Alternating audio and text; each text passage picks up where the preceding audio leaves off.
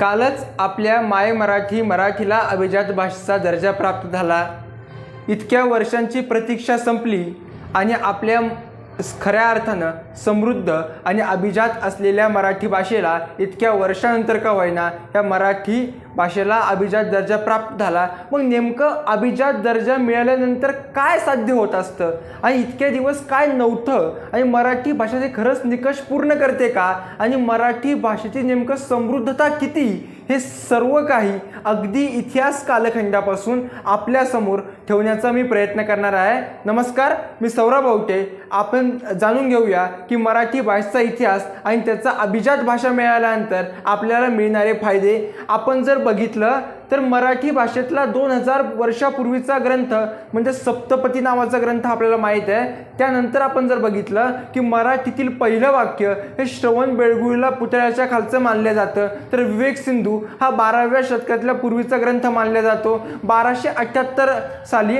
माहीम भट्टांनी लीळाचरित्र, तर 1290 साली ज्ञानेश्वरांनी ज्ञानेश्वरीची रचना केली। मग एकनाथांनी एकनाथी, भागवत असतील, भारुडं असतील, रामायण असेल, या सर्वांची रचना करता करता आपल्यासाठी अभिमानाची गोष्ट म्हणजे की हरिभद्र नावाचा लेखक आपल्या मराठी भाषेमध्ये होऊन गेला आणि मॅजिक रिअलिझम म्हणजे जादुई वास्तवाद नावाचा फॉन्ट मांडला। तो जादुई वास्तवाद नावाचा फॉन्ट मांडून स्टुपलिट ऑफ 100 इयर्स नावाची कादंबरी रचली गेली आणि त्या कादंबरीला नोबेल पारितोषिकाचा बहुमान मिळाला। अशी सगळी महती आपल्या मराठी भाषेची आहे। प्राकृतपासून मराठीचा प्रवास आपल्या सर्वांना माहीतच असेल। प्राकृत ही कोणतीही भाषा नसून भाषांचा समूह आहे। म्हणजे काय तर प्राकृत म्हणजे जी भाषा होती त्यावरती संस्कार झाले आणि ती संस्कृत झाली। मग संस्कृतपासून मराठीपर्यंतचा जो प्रवास आहे हा फार रोमहर्षक असला आपल्याला दिसतो।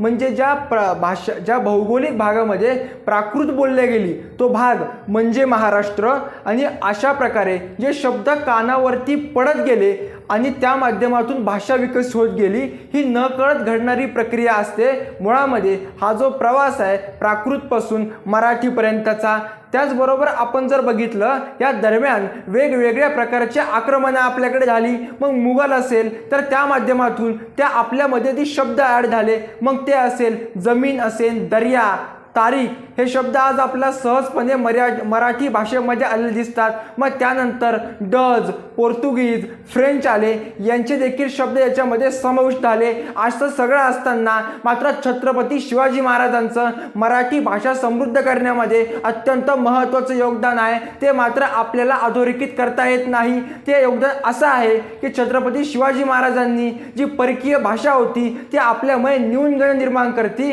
म्हणून त्या परकीय भाषेचा न्यूनगंड आपल्या लोकांच्या, जनतेच्या, रयतेच्या मनातून काढून टाकण्यासाठी त्यांनी रघुनाथ पंडित यांच्याकडून मराठी शब्दकोश तयार करून घेतला आणि आपल्या व्यवहारामध्ये त्यांनी मराठी प्रचूर शब्द वापरण्यास सुरुवात केली आपल्याला दिसते। तसेच कवी मोरोपंत आपल्या सर्वांना माहिती आहे, कवी मोरोपंत यांची कथा तयार करण्याची एक अद्भुत अशी रसायन मांडणी होती। ते 108 पद्धतीनं रामायण लिहायचे, म्हणजे आडवं एखादी कथा लिहिता लिहिता ते उभी देखील एक दुसरी कथा तयार करायचे।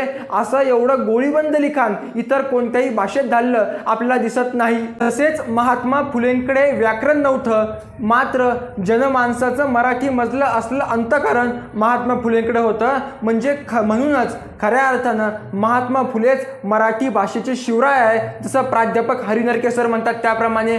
तसेच आपण जर बघितलं तर मराठी भाषेला पूर्वी व्यवस्थितरित्या व्याकरण नव्हतं, त्याचं साहित्य बऱ्यापैकी समृद्ध नव्हतं। मात्र मुंबईचा गव्हर्नर असलेला लॉर्ड ॲल्फिन्स्टन या माणसानं ते सगळं समृद्ध करण्यामध्ये, ग्रंथरचना करण्यामध्ये मोलाची भर घातलेली आपल्याला दिसते।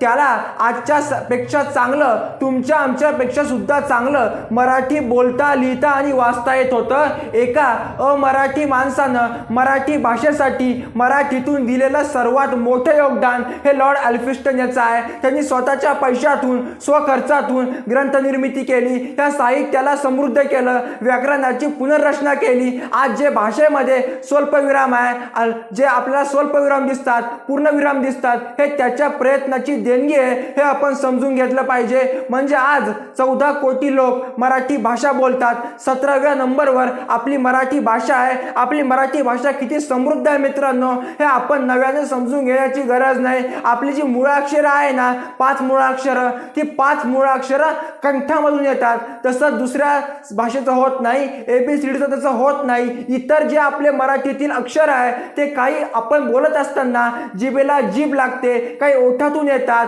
काही वरच्या कंठातून येतात, असे प्रकार होतात.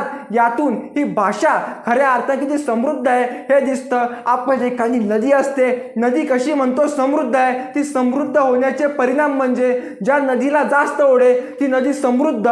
तशीच मराठी भाषेला जास्त बोली भाषा म्हणजे वऱ्हाडी सर्वात प्राचीन बोली भाषा मानली जाते.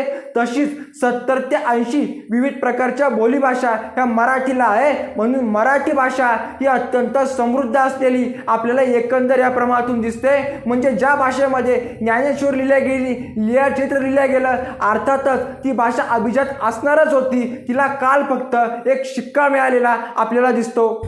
मराठी भाषेला अभिजात भाषेचा दर्जा मिळाला म्हणजे नेमका काय? भाषेला अभिजात दर्जा मिळणे म्हणजे त्या भाषेचा सांस्कृतिक, ऐतिहासिक आणि साहित्यिक दृष्टिकोनातून अत्यंत महत्त्वपूर्ण असा दर्जा मान्य करणे होय.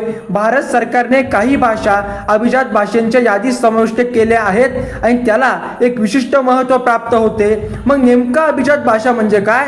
तर भाषेला अभिजात दर्जा मिळवण्यासाठी काही विशिष्ट निकष पूर्ण करावे लागतात. सर्वप्रथम ती भाषा अत्यंत प्राचीन असावी आणि तिचे ऐतिहासिक महत्त्व असावे. ती भाषा इतर भाषांच्या विकासात योगदान दिलेले असावी. तसेच त्या भाषेतील साहित्यिक संपदा अत्यंत वैविध्यपूर्ण असावी आणि ते साहित्य किमान 1500 ते 2000 वर्षापूर्वींचे असावे. त्याशिवाय ती भाषा सध्याच्या बोलीभाषेपासून वेगळी असावी.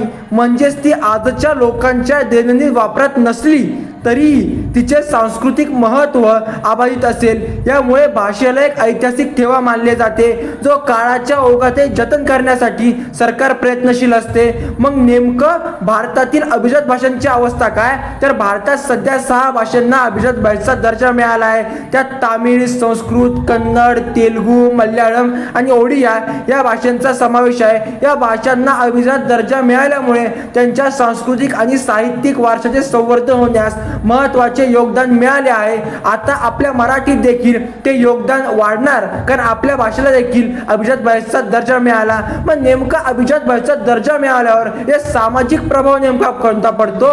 तर भाषेला अभिजात दर्जा मिळाल्यामुळे ती भाषा समाजाच्या दृष्टिकोनातून विशेष मानली जाते.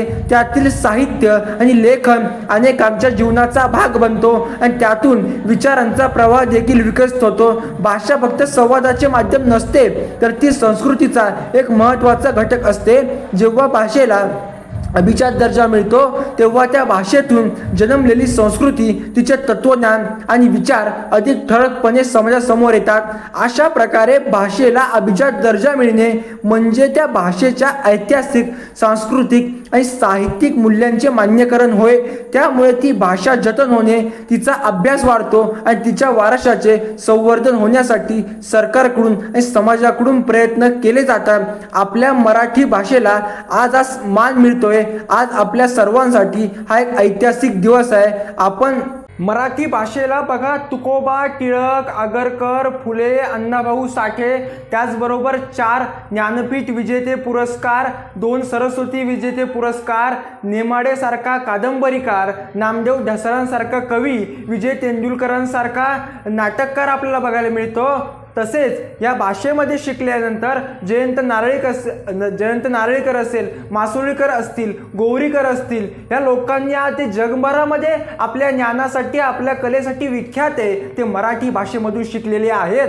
तसेच आपल्या विदर्भातले विजय भटकर असतील, ज्यांनी सुपर कॉम्प्युटर बनवलं, भारताला 5वी महासत्ता बनवली, त्यांनी सुद्धा आपलं शिक्षण हे मराठी भाषेमध्ये घेतलेलं आपल्याला दिसतं. म्हणजेच काय तर मराठी भाषेमध्ये सगळं ज्ञान कवेत घेण्याची क्षमता जी आपल्याला दिसते. मग नेमकं याचे फायदे आपल्याला काय होणार आहे अभिजात भाषा मिळाल्यानंतर? तर सर्वात प्रथम म्हणजे केंद्र सरकारकडून 500 कोटी रुपये आणि तेवढेच पैसे मग राज्य सरकारला द्यावे लागतील. तसेच संशोधन असतील, मोठ्या प्रमाणामध्ये साहित्य असेल, त्याचं प्रकाशन असेल, पुनर्प्रकाशन असेल, वेगवेगळ्या माध्यमांवर येणारे जे आपले वेगवेगळे ग्रंथ असतील त्यावरचं संशोधन आणि विद्यार्थ्यांना विद्यापीठामध्ये तब्बल 450 विद्यापीठांमध्ये मराठी भाषेला पुनर्जीवित करण्याची, त्यावर संशोधन करण्याची आणि त्याला एका अर्थानं त्याची पुनर्मांडणी करण्याची सोय या माध्यमातून होणार आहे. आणि मराठीमध्ये आपले जे विद्यार्थी आहे त्यांना रोजगार प्रदान होऊ शकतो.